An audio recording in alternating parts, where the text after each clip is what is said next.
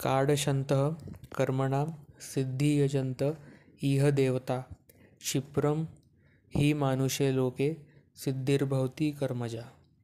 मनुष्य या जगात सकाम कर्मामध्ये सिद्धीची इच्छा करतात आणि म्हणून ते देवतांची आराधना करतात. अर्थात मनुष्यांना या जगात सकाम कर्मापासून त्वरित फलप्राप्ती होते. तात्पर्य: या भौतिक जगातील देवदेवतांविषयी अत्यंत चुकीची कल्पना आहे आणि विद्वान म्हणून प्रख्यात असणारे अल्पज्ञ लोक या देवदेवतांना भगवंतांचीच विविध रूपे समजतात. वास्तविकपणे देवता या भगवंतांची विविध रूपे नाहीत, तर त्या भगवंतांचे विविध अंश आहेत. भगवंत एकच आहेत आणि अंश अनेक आहेत. वेद सांगतात की नित्यो नित्यानाम, भगवंत एकच आहेत. ईश्वर परमकृष्ण, कृष्णच परमेश्वर आहे आणि देवतांना भौतिक जगताचे व्यवस्थापन करण्याकरिता शक्ती प्रदान करण्यात आली आहे. या देवता म्हणजे विविध मर्यादेपर्यंत प्राप्त भौतिक शक्तींनी युक्त असे जीव नित्यानाम आहेत. देवता कधीही नारायण, श्री विष्णू किंवा श्रीकृष्ण यांच्या बरोबरीचे असूच शकत नाही. भगवंत आणि देवता एकाच पातळीवर आहेत असे जो मानतो त्याला नास्तिक किंवा पाखंडी म्हटले जाते. ब्रह्मा आणि शिव यांच्यासारख्या महान देवतांचीही तुलना भगवंतांशी करता येत नाही. वस्तुतः ब्रह्मा आणि शिव सारख्या देवता भगवंतांची आराधना करतात. शिवविरिचिनुतम. तरीही आश्चर्याची गोष्ट आहे की परमेश्वर म्हणजे सामान्य मनुष्यच आहे. अँथ्रोपोमॉर्फिझम किंवा परमेश्वर पशुरूपधारी झूमॉर्फिझम आहे, अशा गैरसमजुतीमुळे मूर्ख लोक पुष्कळ मानव नेत्यांची पूजा करतात. इह देवता हा शब्द भौतिक जगातील शक्तिशाली मनुष्य किंवा देवता यांना दर्शवितो, पण भगवान नारायण, भगवान श्रीकृष्ण किंवा भगवान श्रीविष्णू हे या भौतिक जगातील नाहीत. भगवंत हे भौतिक सृष्टीच्या पलीकडे अर्थात दिव्य आहेत. निर्विशेषवादी लोकांचे अग्रगणी श्रीपाद शंकराचार्यही सांगतात की नारायण किंवा श्रीकृष्ण हे भौतिक सृष्टीच्या अतीत आहेत. तरीही मूर्ख लोक देवतांची आराधना करतात, कारण त्यांना त्वरित फलप्राप्ती करावयाची असते. त्यांना फलप्राप्ती होते, पण ते जाणत नाहीत की अशी फलप्राप्ती ही क्षणिक असते आणि ती अल्पबुद्धी लोकांसाठी असते. बुद्धिमान मनुष्य कृष्ण भावनेमध्ये असतो आणि त्वरित पण क्षरभंगूर फलासाठी त्याला निम्न देवतांची आराधना करण्याची मुळीच आवश्यकता नसते. या भौतिक जगतातील देवदेवता तसेच त्यांचे आराधक यांचा भौतिक जगाच्या विनाशाबरोबरच विनाश होईल. देवदेवतांनी दिलेले वर हे भौतिक आणि तात्पुरते असतात. भौतिक जगत आणि देवदेवता यांचे आधारक असणारे निवासी हे ब्रह्मांडरूपी महासागरातील बुडबुडे आहेत. तरी या जगामध्ये मानव समाज हा भूमीची मालकी, कुटुंब आणि उपभोग्य पदार्थ यासारख्या क्षणभंगूर भौतिक ऐश्वर्यप्राप्तीसाठी वेडा झालेला आहे. अशा तात्पुरत्या गोष्टी प्राप्त करण्यासाठी लोक हे देवदेवता किंवा मानवी समाजातील शक्तिशाली मनुष्याची पूजा करतात. जर एखाद्या मनुष्याला एका राजकीय नेत्याची पूजा करून शासनामध्ये मंत्रिपद मिळाले तर त्याला वाटते की आपण मोठे वरदानच प्राप्त केले आहे. म्हणून ते सर्व लोक तथाकथित नेते किंवा प्रतिष्ठित लोक यांच्यापुढे तात्पुरत्या वरप्राप्तीसाठी मस्तक झुकवितात आणि खरोखर या लोकांना इच्छित गोष्ट प्राप्त होतात. भौतिक अस्तित्वाच्या कष्टमय स्थितीतून कायमची सुटका होण्यासाठी कृष्ण भावनाभावित होण्यामध्ये अशा लोकांना मुळीच स्वारस्य नसते. ते सर्व इंद्रियोपभोगाच्या मागे लागलेले असतात आणि इंद्रियोपभोगासाठी अल्पशी सुविधा मिळवण्यासाठी ते देवता म्हणून गणल्या जाणाऱ्या शक्तिशाली जीवांचे पूजन करण्यासाठी आकर्षित होतात. हा श्लोक दर्शवितो की लोकांना क्वचितच कृष्ण भावनेमध्ये आस्था आहे. बहुतेकांना इंद्रियोपभोगामध्ये रुची असते आणि म्हणून ते कोणत्या तरी शक्तिशाली जीवाची उपासना करतात. चातुर्वर्ण्यम मया सृष्टम गुणकर्म विभागश तस्य कर्तारमपि मा विद्व कर्तारमव्ययम्. भौतिक प्रकृतीचे 3 गुण आणि त्यांना अनुरूप अशा कर्माला अनुसरून मी मानवी समाजाचे 4 विभाग निर्माण केले आहेत. आणि तू जाणले पाहिजे की जरी मी या व्यवस्थेचा कर्ता असलो तरी मी अव्ययी असल्यामुळे अकर्ताच आहे. तात्पर्य: प्रत्येक गोष्टीची सृष्टा भगवंत आहेत.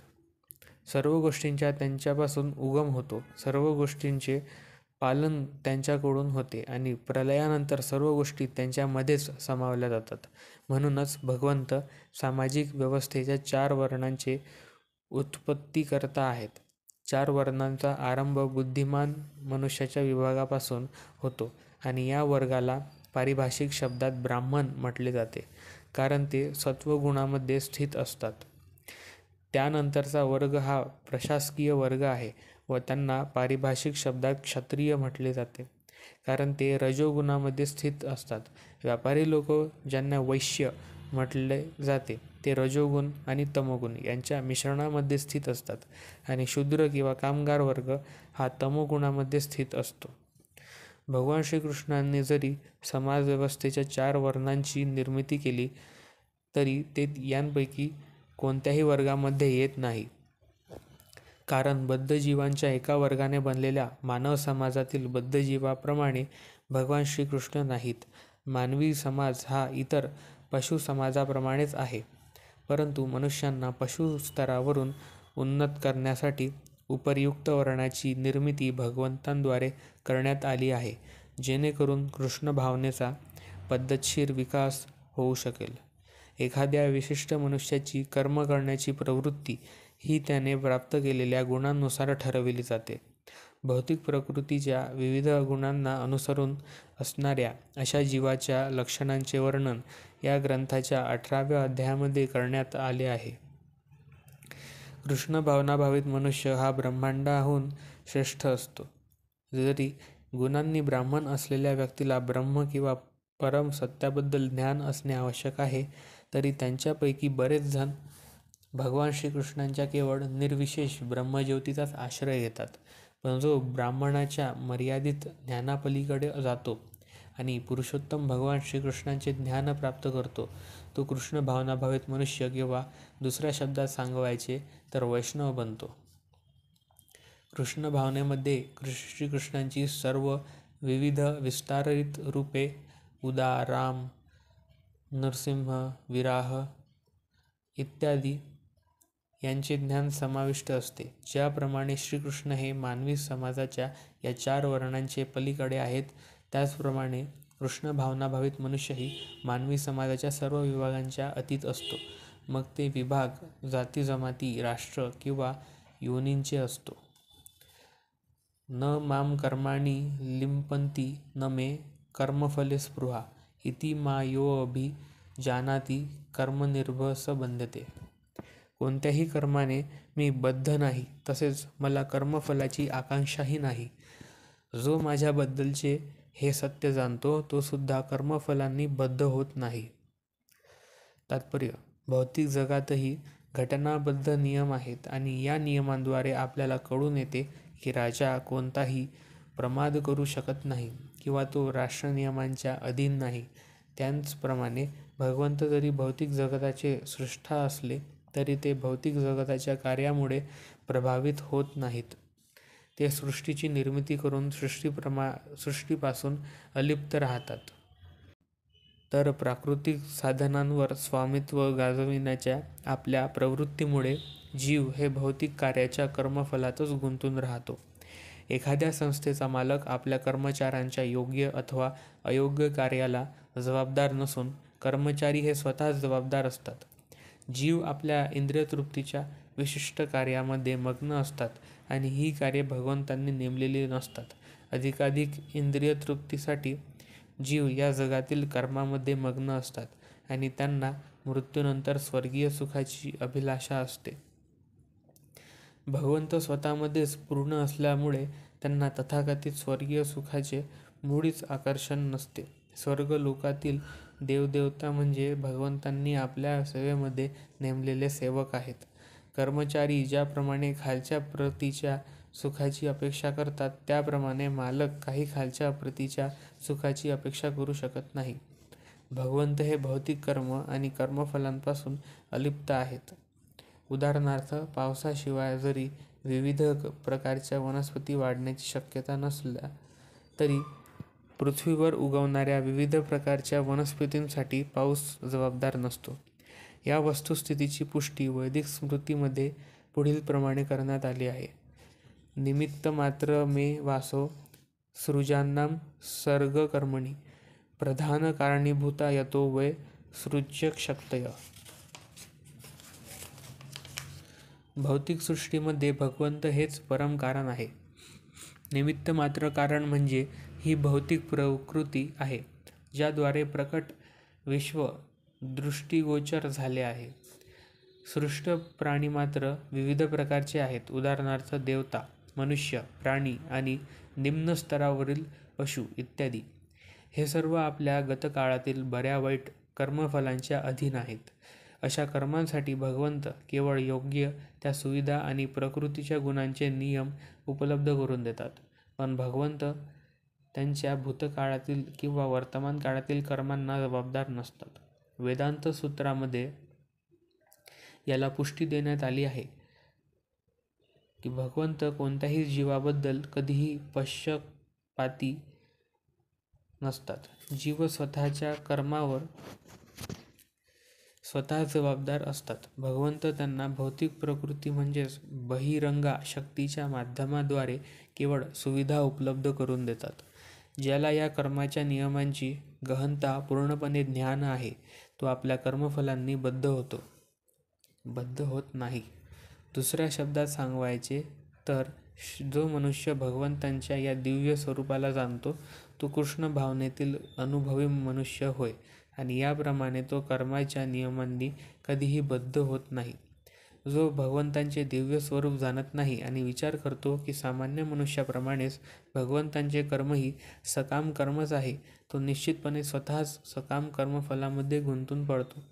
परंतु जो परम सत्याला जाणतो, तो कृष्ण भावनेत स्थिर झालेला मुक्त जीव होय.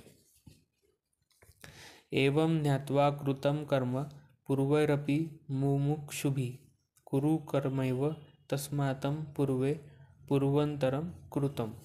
प्राचीन काळातील सर्व मुक्त जीवांनी माझ्या दिव्य स्वरूपाला जाणून त्याप्रमाणे कर्म केले, म्हणून तू सुद्धा त्यांच्या पदचिन्हाचे अनुसरण करून आपले कर्म केले पाहिजे.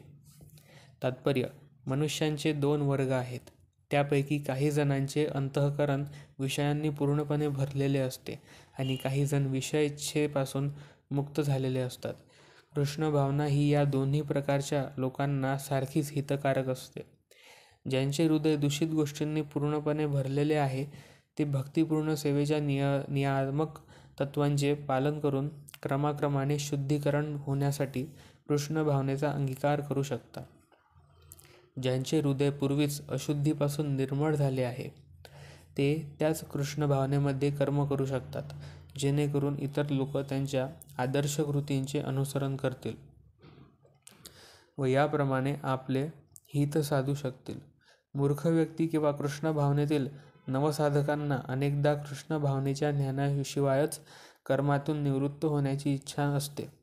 अर्जुनाच्या रणांगणावरील युद्धकर्मातून निवृत्त होण्याच्या इच्छेला भगवंतांनी मान्यता दिली आहे. मनुष्याने केवळ कर्म कसे करावे हे जाणणे आवश्यक आहे. कृष्ण भावनायुक्त कर्मातून निवृत्त होऊन कृष्ण भावनेचा देखावा करीत बसणे हे महत्त्वपूर्ण नाही. त्यापेक्षा कृष्णांप्रीत्यर्थ कर्म करीत राहणे हेच महत्त्वपूर्ण आहे. या ठिकाणी अर्जुनाला सल्ला देण्यात आला आहे की यापूर्वी सांगितल्याप्रमाणे सूर्यदेव, विवस्वानासारख्या भगवंतांच्या पूर्वशिष्यांनी ज्याप्रमाणे आचरण केले, त्याप्रमाणे त्यांच्या पदचिन्हाचा अनुसरण श्रीकृष्णाने कृष्ण भावनाभावित कर्म करावे. भगवंत आपल्या सर्व पूर्वकर्मांना जाणतात. तसेच पूर्वी ज्या लोकांनी कृष्ण भावनाभावित होऊन कर्म केले, त्यांचे कर्मही ते जाणतात. म्हणून ते सूर्यदेवांच्या कर्माचे अनुसरण करण्याची शिफारस करतात. सूर्यदेवाने कर्म करण्याची ही कला भगवंताकडून काही लाखो वर्षांपूर्वी अवगत केली. भगवान श्रीकृष्णांच्या अशा सर्व शिष्यांना या ठिकाणी पूर्वकालातील मुक्त व्यक्ती असे म्हटले आहे, कारण ते श्रीकृष्णांनी नेमून दिलेल्या कर्मांचे पालन करण्यात मग्न आहे.